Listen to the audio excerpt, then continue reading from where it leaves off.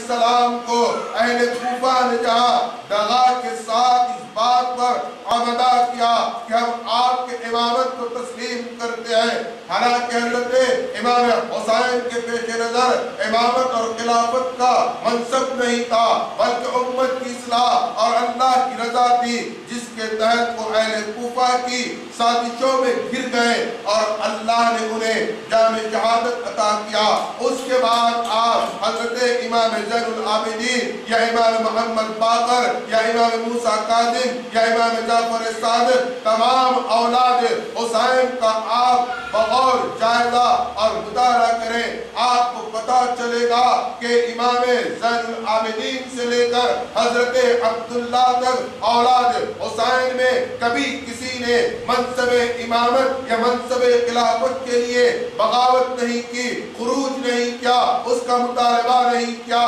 یہ تمام کے تمام ہمیشہ دنیا سے بے نیاز رہے، یہ ہمیشہ دنیا سے دور رہے، چونکہ یہ اس بات کے قائل رہے ہیں اور انہیں اس بات کا یقین ہے کہ اللہ منصب امامت معمور من الناس نہیں ہے کہ لوگ کسی کو امام منتخب کرے، بیعت کرے اور وہ امام بن جائے یا امام مہدی ہو جائے، بلکہ انہیں اس بات کا کامل یقین ہے کہ منصب امامت اور منصب امام مہدی، منصب مہدیت صرف اور صرف من جانب اللہ ہے، چونکہ جو امام مہدی ہوگا وہ معمور من اللہ ہوگا۔ ہاں، اس کے علاوہ اولاد علی میں امام حسن کی اولاد نے کئی موقعوں پر خروج کیا، حکومت سے بغاوت کی اور اس بات کا پرچم لہرایا کہ ہماری امامت کو تسلیم کیا جائے۔ انہیں کسی نے قید کیا تو کسی نے شہید کیا، کسی نے ان پر بہت زیادہ ظلم کیا، لیکن ساری تاریخ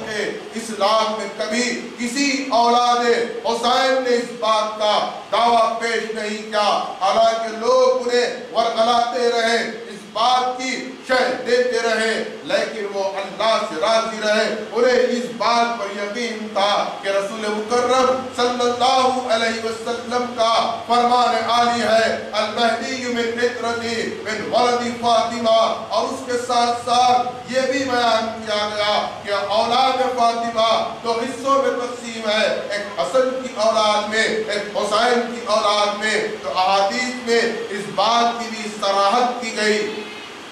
کہ امام مہدی اولاد فاطمہ میں اولاد حسین سے مبعوث ہوگا، اسی لیے کبھی کسی امام حسین کی اولاد نے دعوے مہدیت نہیں کیا اور نہ دعوے امامت کو پیش کیا، بلکہ ان کے پیش نظر اللہ کی رضا رہی اور وہ ہمیشہ دنیا سے بیزار رہے، اس سے کنارہ کش رہے۔ ان تمام کی سیرتوں میں صرف آپ کو ایک ہی بات ملے گی کہ انہوں نے خالص اللہ کے دین کی اصلاح اور اسے اپنے مقام پر قائم رکھنے کی جدوجہد کی، اور اس کے ساتھ ساتھ جب اللہ نے موقع کی مناسبت سے میرا سید محمد امام مہدی علیہ السلام کو یہ منصب جلیل عطا کیا، تو آپ اس بات پر صادق اترتے ہیں کہ اللہ نے آپ کو اولاد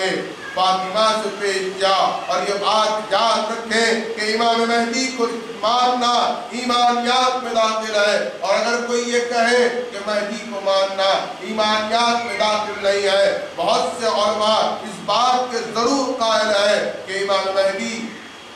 علیہ السلام کا ظہور ہوگا، لیکن بہتوں نے اس بات کا بھی اقرار کیا ہے کہ مانے یا نہ مانے کوئی اسلام پر فرق پڑنے والا نہیں ہے، ہرگز ایسی بات نہیں ہے، بلکہ جہاں احادیث متواترہ کا انکار کیا جائے گا، ابن حجر اسقلانی کے فتوے کے مطابق وہ کافر ہے۔ اگر کوئی احادیث متواترہ کا انکار کرتا ہے تو علماء اسلام نے ابن حجر اسقلانی کے فتوے اور قول کے مطابق اس بات کو تسلیم کیا ہے کہ حسن کفر کیا ہے، لہذا امام مہدی علیہ السلام کی احادیث کا تعلق احادیث میں احادیث متواترہ سے ہے، لہذا جو کوئی अहादीस मुतवातिरा का इनकार करेगा वो इब्ने हजर अस्कलानी और दीगर उलमा इस्लाम के इल्म की रोशनी में गोया कि उसने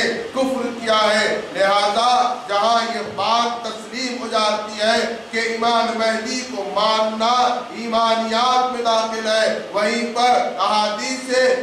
महदी और अहादीस मुतवातिरा को मानना ईमान में दाखिल है। और ये बात ज़हन में रखें कि इमाम महदी का मनसब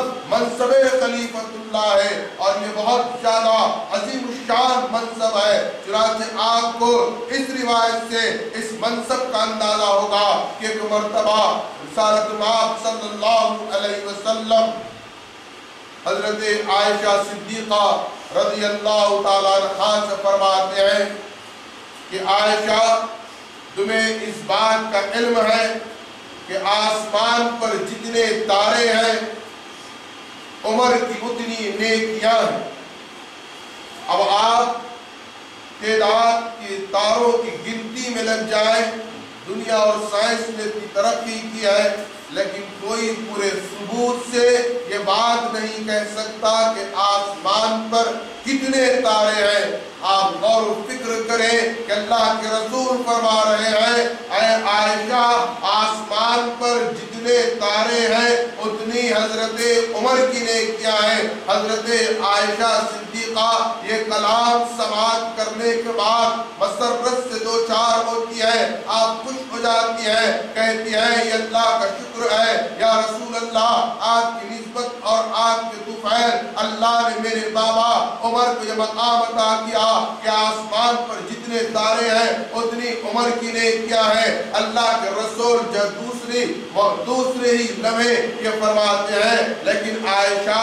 ये बात भी ज़हन में रखें कि जहाँ हमने कहा कि उमर की इतनी नेकियां हैं, वहीं पर हजरत आयशा कहती हैं, माफ फरमाना, हमने कहा हजरत आयशा ने कहा कि हजरत उमर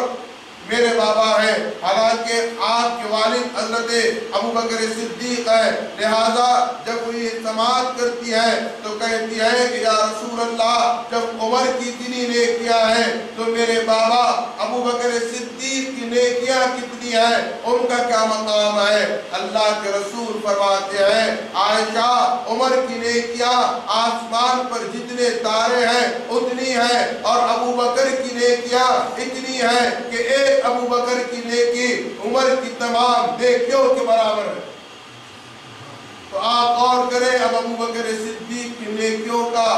हिसाब लगाएं। वही अबू बकर सिद्दीक से जब एक मर्तबा जब वो खलीफतुर रसूल अमीरुल मोमिनीन मुंतखब हो जाते हैं, कहने वाला आपसे कहता है या खलीफतुल्लाह, तो आप फरमाते हैं खबरदार मुझे खलीफतुल्लाह न कहो, ये मनसबे जलीला बहुत आला वरफा है, मैं इस बात का मुतहम्मिल नहीं हूँ कि मैं खलीफतुल्लाह कहलाऊं, बल्कि अल्लाह ने मुझे खलीफतुर रसूल बनाया है। तो उल अज़्म सहाबी और रसूल हजरत अबू बकर सिद्दीक पर लर्ज़ा तारी हो जाता है कि अगर कोई उन्हें खलीफतुल्लाह कहकर निदा करता है तो आप गौर करें कि मकाम और मनसबे खलीफतुल्लाह कितना आला व अरफा है जो अल्लाह ने इमाम महदी अलैहिस्सलाम को अता किया। और ये बात इस ज़हन में रहे कि हम अपने तौर पर ये बात नहीं कहते, हम मोहब्बत में गुलू करते हुए ये नहीं कहते कि हमारा महदी खलीफतुल्लाह है, बल्कि अहादीस रसूल मुकर्रम सल्लल्लाहु अलैहि वसल्लम से ये बात साबित है कि जो इमाम महदी होगा उसका मनसबे खलीफतुल्लाह होगा। लिहाजा अल्लाह ने इमाम महदी अलैहिस्सलाम को मनसबे खलीफतुल्लाह अता किया है। लिहाजा किसी खलीफतुल्लाह का इनकार करना खुद कुफ्र है और उन्हें ना मानना ये बहुत बड़ा गुनाह और कुफ्र है, और उनको मानना ईमानियात में दाखिल है। अब आप आजकल नौजवानों को ये बावर करवाया जा रहा है कि वो कलमा पढ़ने वाले हैं, नमाज पढ़ने वाले हैं, कुरान पढ़ने वाले हैं, इबादत करने वाले हैं, दीन की बात करने वाले हैं, हदीस की क़िराअत करने वाले हैं। ये तमाम खूबियाँ गैर महदी अफराद में है। फिर किस तरह हम उन्हें इस बात की तरफ बावर कराए और कहे कि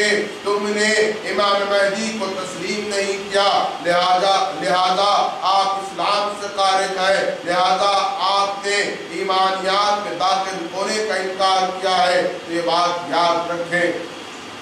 कि सबसे बुनियादी चीज और शर्त है वो ईमान की है। ईमान के बगैर अगर आप अमल करेंगे तो वो अमल काबिल कबूल नहीं है। अगर आपने ये कानून बनाया है और आपको ये बहकाया जाता है कि कलमा पढ़ने वाले और नमाज पढ़ने वाले कुरान